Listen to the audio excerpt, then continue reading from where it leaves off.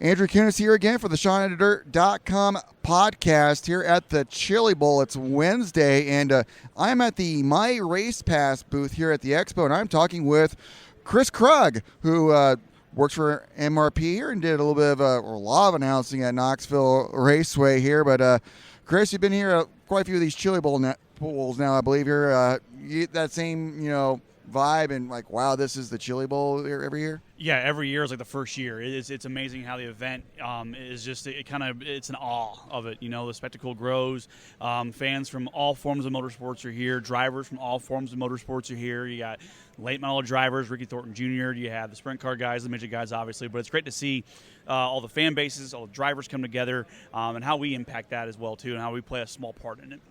It's quite the atmosphere here. Now, tell us about MyRacePass. Yeah, absolutely. So, obviously, race day app for Chili Bowl and about 600 organizations across the country. Very well known in your area, obviously, up there with Skagit and Grace Harbor and the Pacific Northwest and the West Coast, Montana as well. Yep, absolutely. So, essentially, race day app where it's free to download. You can see lineups, results, entries, and race day information for about 600 organizations across the country. And then, if you wanted to, you can go ahead and pay for the live timing and scoring aspect, $8 a year, and any racetrack that uses MyRacePass, and also has transponders. You can see the live times, much like here at the Chili Bowl. But the cool thing is, obviously, the fantasy racing. Everyone wants to be engaged in the action, pick their drivers, and that's on the all-access plan for $6 a month. Gets the live timing as well, and some driver insider stats and information, so you can be an expert like us, just sitting at home on the couch looking at stats and everything. And it's pretty cool to just keep track of where your favorite driver is racing. Also, even if you're not at the race here, and you and I think we're similar age here, but when we were growing up there, before the internet really came around here, you often had to wait weeks here for the Racing Wheels newspaper or Speed Sport to come in the mail here, or call the track hotline here. Sometimes you didn't know for weeks who won a race at some track in Nebraska or out in Washington here, but just amazing that the technology now that's at our hands. Yeah, for us it was Hawkeye Racing News. I'm in Nebraska, but Hawkeye Racing News was big in Nebraska, and so was, I believe, like the IMCA and the NASCAR weekly papers that came out in our shops. That was how we found out who was at racetracks and who won, and it was always 3 or 4 days afterwards. Now you have it seconds afterwards. Now that information's right there, and the cool thing with the app, as you know, is all the information is official because the scoring staff is using the system to score their race, so the lineups, the results you see, it's all coming right from them, right to your phone, so you're in the know. You know what's going on, you know who's there, and you know what's coming up here throughout the night as well. Hey, we do just say that it should be considered unofficial because every once in a while a transponder falls off there. We will say that there, but it gives the fans an idea, but you also get to see the lineups. If you're wondering where your favorite driver is racing, you can check the lineups out too. Yeah, so what I always say for the big races that have a lot of cars and classes, like say the Tulsa Shootout, for instance, you have probably 1,700 drivers in that race and about 7 different classes. So instead of looking for all the lineups for your one driver, just search for your driver, click his schedule, and his lineups are there for him on all his races. So some kind of cheat codes there to kind of make your life easier on race night as well.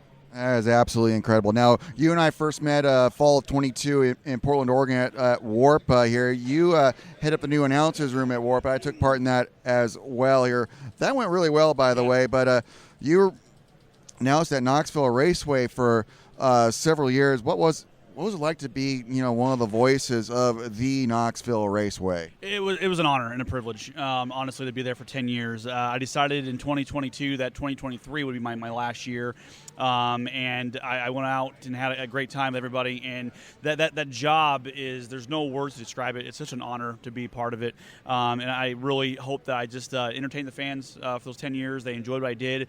Hope I didn't embarrass myself too much sometimes. Sometimes I did, but we've all done that. All done that, 100%. But it was great, working nationals, working with John Gibson, Tony Bachhoven, Mike Roberts, and then also Blake Walker, the new guy in the infield there. It's been phenomenal. Kyle Luders was there my first year as well too, and the late Scott Watson, he was there when I was my first year. To work with those cast members, I should mention Brian Holbert as well too. He'll hit me if I don't. So. It's an amazing job, and it really, it's a very humbling experience because you realize what you have there, and you just want to have a good time with it, and you want to just entertain the fans, call races, and have a good time with everybody, and I hope that the fans enjoy what I did the past 10 years, and I know I had a great time with them myself. Yeah, you have we saw some young upcoming announcers in that room. We saw a couple more this year. You weren't there at this last warp, but there's a new crop of announcers coming up here. What's your advice for the younger announcers there, or those who are interested in becoming an announcer in this sport? Be willing to do whatever it takes, and I mean that is in a sense like. You may not like soccer, but if you have a chance to call a soccer game, get the experience of knowing how to call a game, how to do your prep notes, how to do your background checks, how to talk to the players, because all that stuff is going to lead to how to prep for a race, how to talk to the drivers, how to know what's going on, how to do your preparation. So, I had to do a lot of things when I was younger, didn't want to do to get to where I was at, and be willing to do what it takes to get there.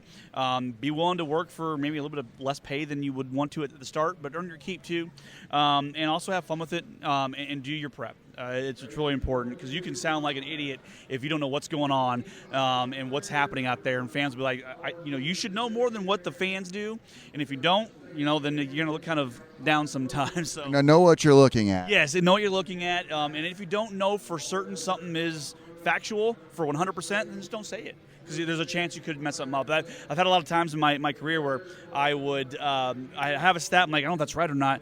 Should I say it? No, don't, because if it's not right, then you're going to sound like a goofball because you got it wrong. So just do your prep. Be willing to sacrifice some things at first to learn how to do things overall, and take notes, and just have fun with it as well too.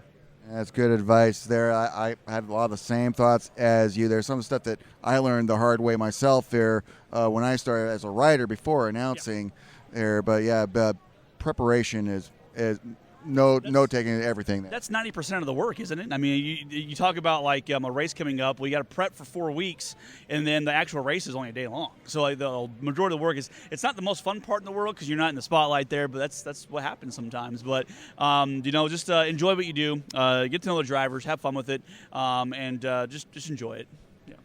Now, you're not in Knoxville Raceway anymore here. What are you doing for racing this coming season? Yeah, working MyRacePass. Want to travel a little bit this summer yet. Opening night, I told Jason Reed, the general manager at Knoxville, I told him opening night for this year, I'm going to sit on my couch at home, back in Omaha. I'm 4 hours away from Knoxville.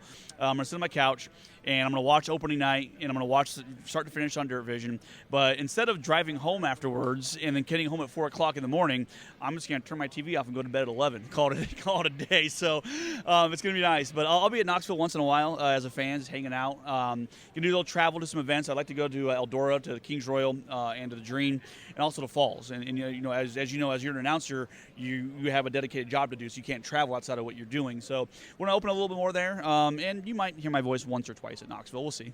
And we hope you come out to, I work with the Frontier region of ASCS. We hope to see you come out there to Montana, taking a little bit of the Big Sky sprint car scene there. Of course, you know Caleb Hart well there, and Sean. Come out to my home state of Washington. We'll see you at Skagit for Dirt Cup maybe one of these years. Love to do that. I know that Bert at Grace Harbor has talked to me about coming out there, just hanging out and for their high limit show. So, I don't want to do too much travel because the reason I left the Knoxville thing was to kind of stay home more with family and have that. But there will be some travel involved for me, and we'll see where it leads me the next couple of years. All right, sounds good. And enjoy the Chili Bowl here, Kris. Oh, going to be a great show tonight. Who's your winner Saturday night? Is my winner here right now? In New Mexico. Or is he in New Mexico here?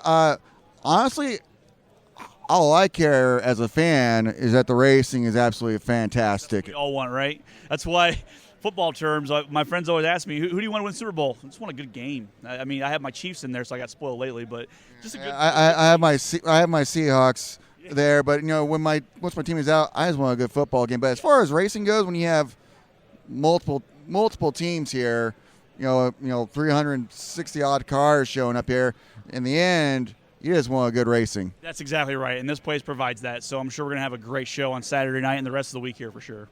All right, Kris, great talking with you. Hey, thanks, man.